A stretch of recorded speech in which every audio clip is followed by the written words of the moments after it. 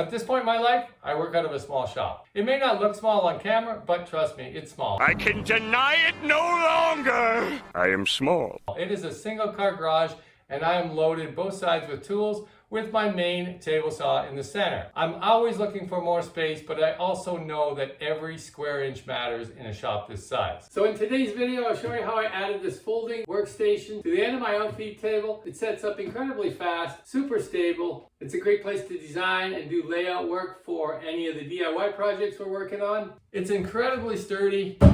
You can sit on it, you can stand on it. Yeah, let's not go that far. So if you're ready, let's dive into it. You might be thinking I must be a little off to be using a butcher block in a wood shop. Let me quickly explain. First of all, it was left over from one of my clients' projects, so either I make a bunch of cutting boards or I do something cool like this workstation. And secondly, when I built the outfeed table, I trimmed it using the same butcher block material, so I thought I might as well extend the look. So here I'm ripping 7 inches off the slab and then that into two 3.5 inch strips. The 3.5 inch strips are for the two ends and really just to stop things from rolling off the table. Over to the miter saw to cut them to length.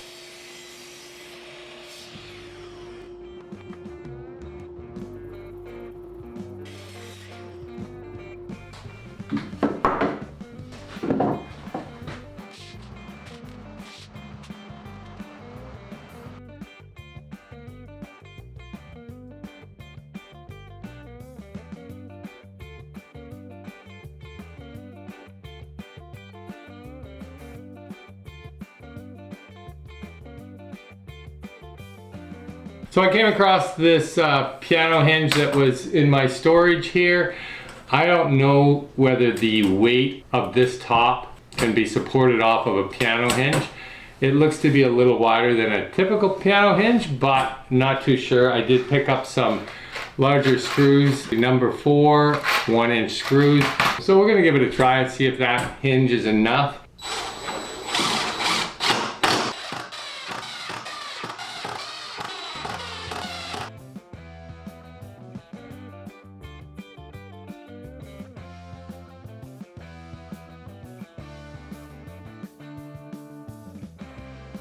And I found these old rough cedar 2x4s in my wood pile that should work perfect for a couple legs. But as I said, they are pretty rough, so I'm just going to take a sliver off each of the 4 sides. Then I can get them to their final sizes. Cedar also has a lot of the same colors as the acacia wood, so when it's complete it shouldn't look too out of place.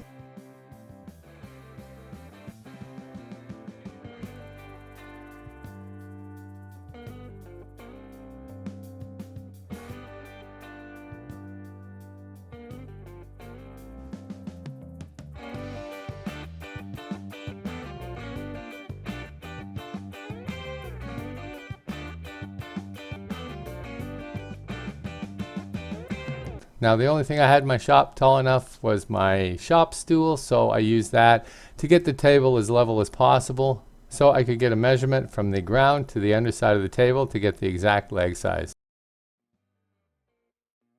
After running all the pieces through the table saw, I ended up with a final size of each piece at only 1 5/8 inch by 3 inches, which really didn't seem beefy enough for a leg support. So here I'm gluing and clamping 2 pieces together to make up each leg.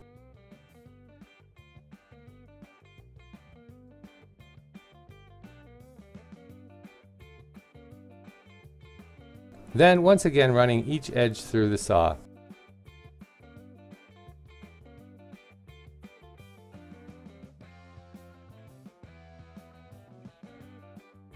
And finally cutting a bevel onto each corner to soften the edges.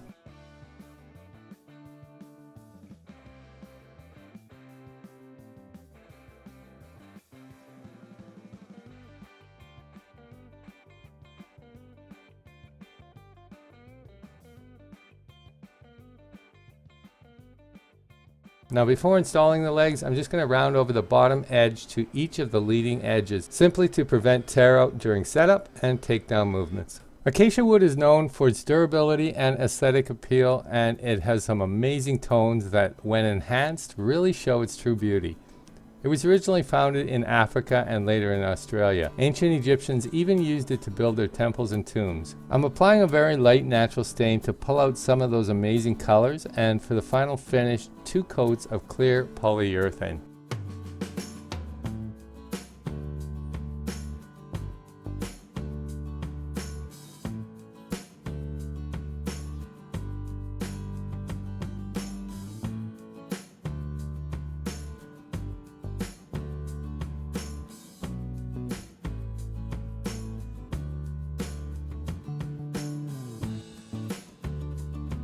Now to attach the legs, I picked up 2 of these hinges. These hinges have vinyl bushings in between the hinge, which slows and softens the hinge mechanism so it won't be as sloppy as a regular hinge. I'm aligning the legs so that they just bypass each other. My plan was, and still is, to install some magnets to lock the legs in place. However, I haven't found any locally yet, so Amazon may be my only bet. In the meantime, they do stay together during raising and lowering with a little help from the operator. I was worried the legs may get kicked open too hard when setting it up, so I cut and added these kickstand pieces to hopefully stop that from happening.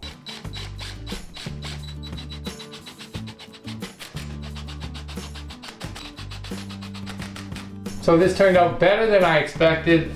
Got 2 coats of polyurethane on top of the stain. It's got a beautiful satin finish on it now. If you're working out of a small shop, it's great to have a folding table that you can pop up in a couple seconds, do some layout work or whatever you're doing, and then fold it back down and get your floor space back. Thanks for watching, guys. If you haven't subscribed yet, think about subscribing to our DIY community. We'd love to have you, and we'll see you in the next one.